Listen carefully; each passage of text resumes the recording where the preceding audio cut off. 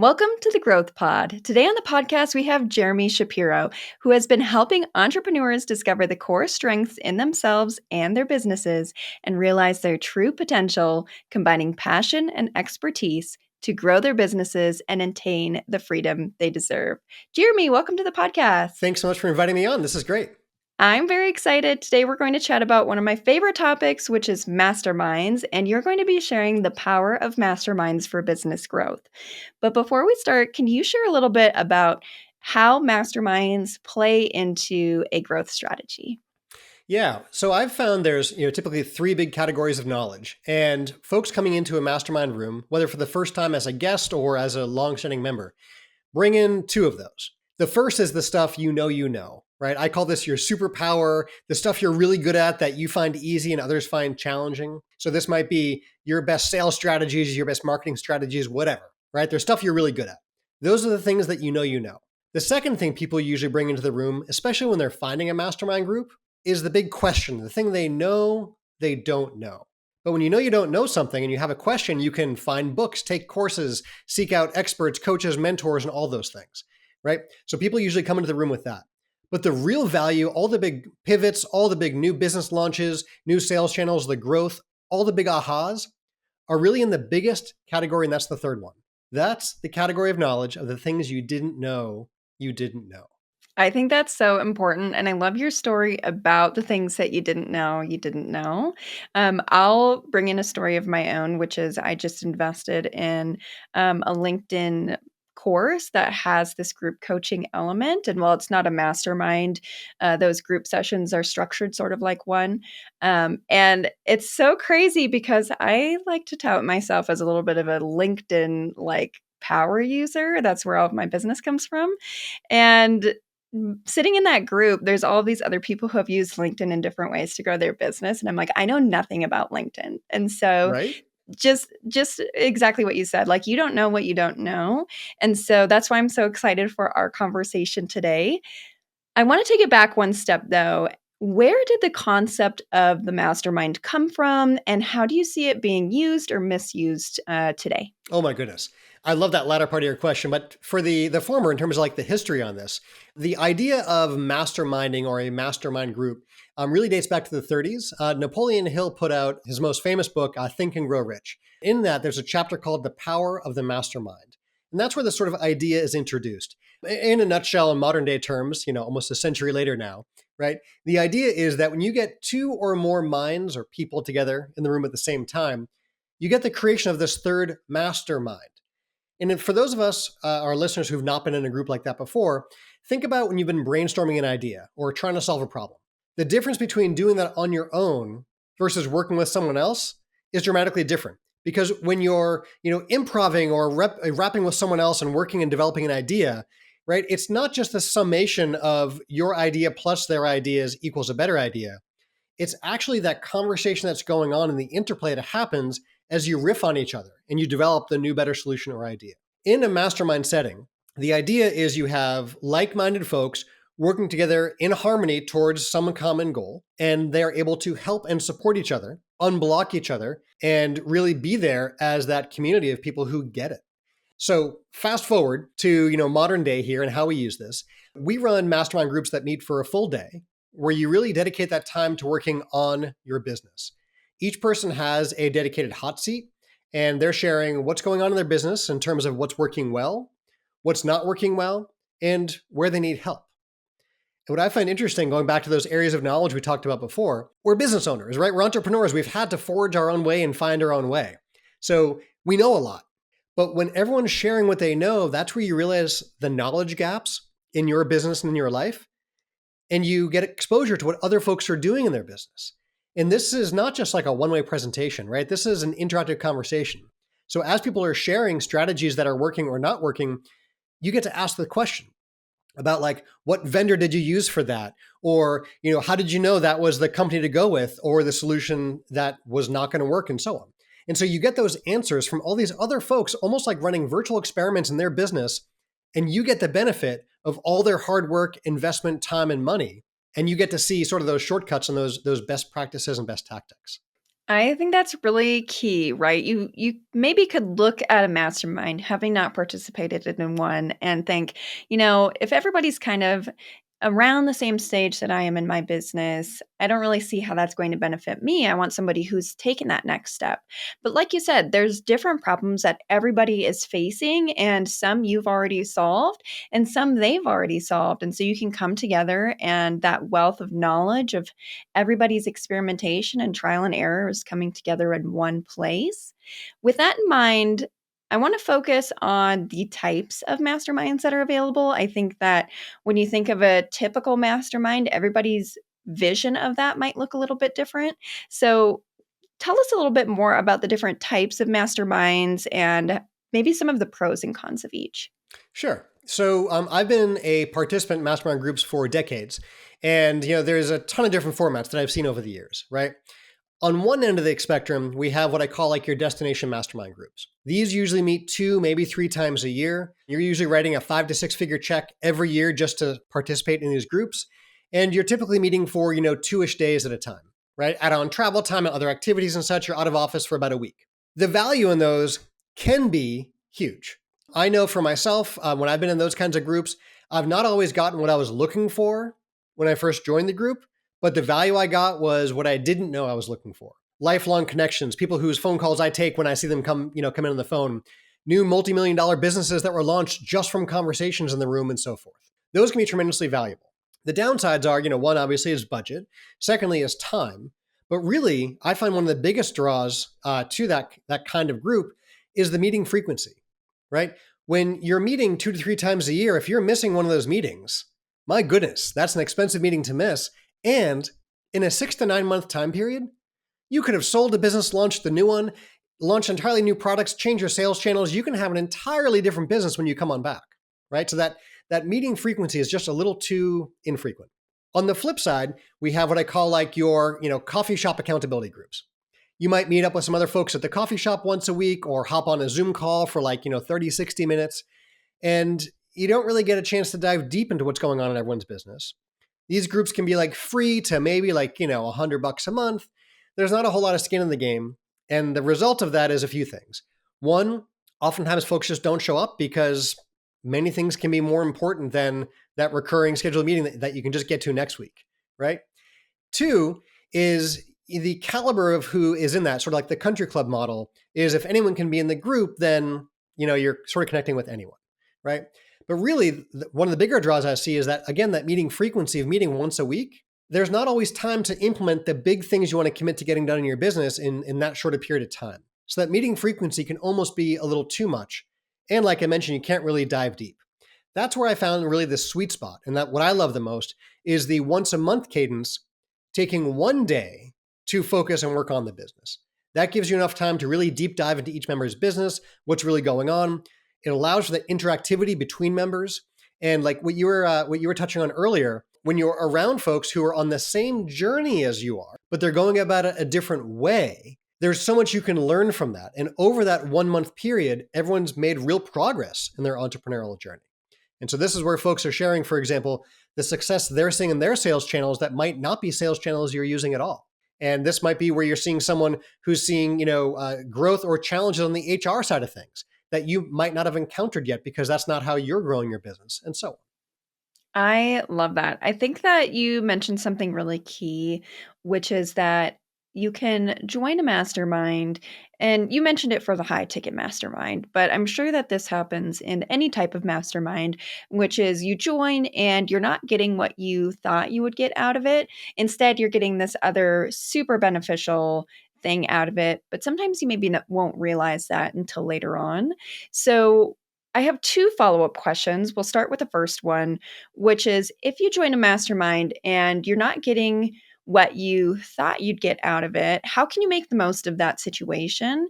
I truly believe that, if you are trying and seeking out information and trying to implement that in your business, you're only winning. But I'm curious what strategies you recommend for people who are trying to get the most out of a situation that's maybe not quite what they thought it'd be.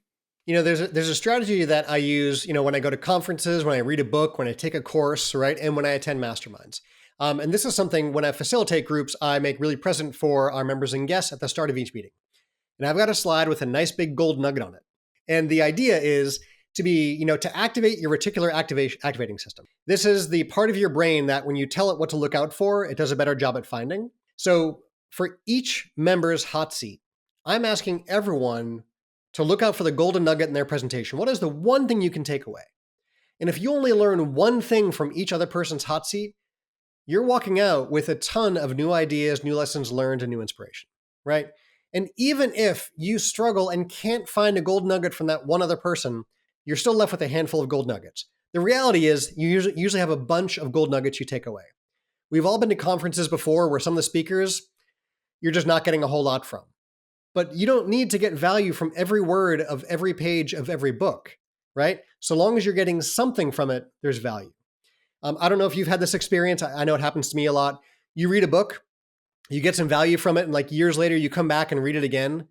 And then you're wondering like, hey, who slipped that new chapter in? Like, where did this come from? That wasn't there the last time I read the book. And like, it was there. It's just not what you needed at that time.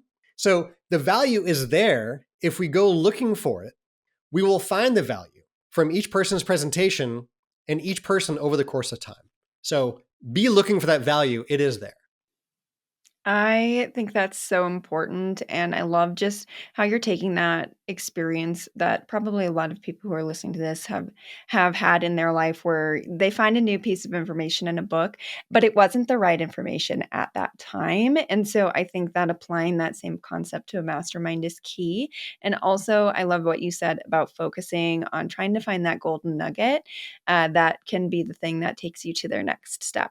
We've got to be mindful too, like in terms of checking the ego at the door and bring some humility in, right? At the point you're getting into the room, you're looking to improve, right? If you're looking to justify how much you know, and if you're looking for opportunities to say, I know that, I know that, I know that, then you might not be in that right mindset to receive constructive criticism, to be open to new ideas, and to be seeking what you don't yet know. So it's important we check those egos at the door when we step into the room because we're there for growth. I think that's so important. And I'll add a bit of my own personal experience. I had joined a mastermind where I felt that a few of the participants were pretty early on in their business journey. And so I felt like I knew maybe more than some of the participants. And they were working on, income goals that were significantly lower than mine. And I was kind of like, man, I think I made a wrong decision. I think this is not my group. But like you said, as soon as I checked my ego at the door, I realized that even though they're not at the income level that maybe I am at or the stage of business I am at, like they're still out trying to have sales conversations every day, which as a consultant, that's not something that I necessarily need to do, but it's something that in order to get better at sales, which it was a sales mastermind, I need to put the reps in. And so I was like, even though they're not, they're working on the exact thing that I'm trying to get better at. And so I think that is such an important mindset to have when you're joining a mastermind, and it creates an opportunity where you're able to then learn instead of thinking that you know more or that you're above the other participants in the group. And to your point, I love what you said, getting the reps in, right? You think back to Karate Kid, and he's there doing the wax on, wax off and painting the fence and these things where he's like, come on, this is ridiculous. I know how to do this. Why am I wasting my time? But what do you know? There's benefit that comes with that. So when you get your reps in and you put yourself in that situation where you're open to learn, right? You'd be surprised what happens over that time. I've learned so much from people with much earlier stage businesses. And I've learned a lot from people with much more advanced stage businesses, as well as from those around. So there's something to be learned from every stage of growth because people are on their own journey and they're getting there in their own way. Yeah, absolutely. Like you said, there's a golden nugget to be had if you just check your ego at the door. I think that's so important. Now, let's say that you're somebody who is looking for a new mastermind and you're not really sure what direction you should go. What are some things that you recommend people consider when either vetting a mastermind or looking for a mastermind to join? So, you want to make sure, there's a few things to look for, but, first and foremost, you want to make sure there is, a criteria for what the ideal member is. If the criteria is you can fog a mirror and have a credit card, like that might not be the group for you, right? There's also, sort of two styles of leadership in a mastermind. One I've found is what I call like guru led. This is where you have like an expert author speaker, right? Where you've bought their book. And so that gets you to take the course. And then you go to the live event. And then the next thing you buy from there is the coaching. And then the thing after that is like the high-end mastermind. They have an ascension ladder of things that you can buy, oftentimes the highest being, coaching and mastermind or mastermind and coaching, depending. So in that kind of group, most folks are joining to be around that expert who's leading the group. And if that's what you're looking for, then great. There can be value in those. I personally have seen far more value in, what I call like the peer groups. These can be expertly facilitated. So you still have structure and you still have someone who manages all of it. But a lot of the knowledge and value is coming from the peers in the room. So be mindful when you're looking at the group of if you're joining to be around like-minded individuals or if you're just trying to rub shoulders and get FaceTime with sort of the leader of that group. Those are two very different styles. Secondly, you want to know like why do you qualify and what are the commonalities and differences amongst the members. Sometimes I see folks try and get super niche. Like they'll ask like, is this group of businesses in my industry of my size with the same challenges and the same demographic and da da da da. And like, look, if you want to find more people exactly like you, you've got trade shows you can go to in industry conferences. Like you can meet people just like you there. I find far more value when there's a diverse range of businesses and business models. The commonality, at least for the groups that I run, are that these are growth focused, lifelong learners who have an established business that they're growing and scaling, right? That commonality is really valuable for the group. And the diversity on the other metrics is where people see, what I call the cross-pollination of ideas between those businesses. The last point I'll leave you with sort of the highlights, you want to be looking for like, is this something that you are blindly paying a large amount of money to that you have no firsthand experience with? Or do you have an opportunity to take a peek behind the scenes and actually get involved? I've always been a fan of, what we pioneered. We called it the test drive process, right? And this is where you can actually try out a full mastermind day and meet the other folks and get your hot seat and get a chance to learn everything. Then you can really see not only is this a group for me, but the group gets a chance to see, are you a good fit for the group? We've teased a couple of times throughout this episode based on what you said about facilitating and setting up people for success in masterminds.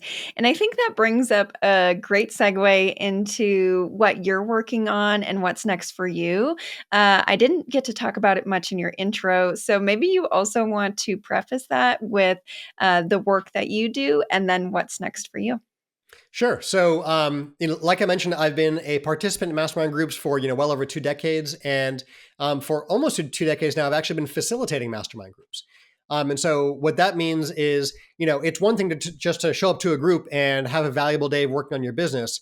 It's an entire other beast to be screening prospective members, getting folks, into the community and setting them up for success at an actual mastermind group. So at the Bay Area Mastermind Group, we organize business owners in such a way where they can show up for a mastermind day and make those connections with like-minded individuals, get a hot seat of their own, learn from other members, and really get unstuck in their business and start to grow. I love that. And what are you working on? Are you working on new masterminds or any new personal projects? What's next? Yeah, so I'm actually working on a book all around mastermind breakthroughs, which is pretty cool. So that's in the works. We've also had sort of this exciting sort of next step of, training the next generation of facilitators, of helping other folks. A lot of what we talk about are, processes and people and all, and doing a lot of that work ourselves in terms of having other folks facilitate groups using our best practices. And that's been a really fun project to be working on too. Well, both of those sound so exciting, and I can't wait to see where they take you. If someone's listening and they are interested in joining one of your masterminds or just keeping up with you online, where's the best place for them to do that? Yeah, so you can find all about me, the groups, best practices, all that. That's all over at bayareamastermind.com, BAYAREA, mastermind.com. Amazing. And that will also be linked in the description. So if that sounds good to you, it's right there for you. Jeremy, thank you so much for joining us today. I really enjoyed your energy and our conversation. Likewise, thanks for inviting me on. This was a ton of fun. Great questions. Thank you so much for listening to this episode of the Growth Pod. I look forward to seeing you in the next one.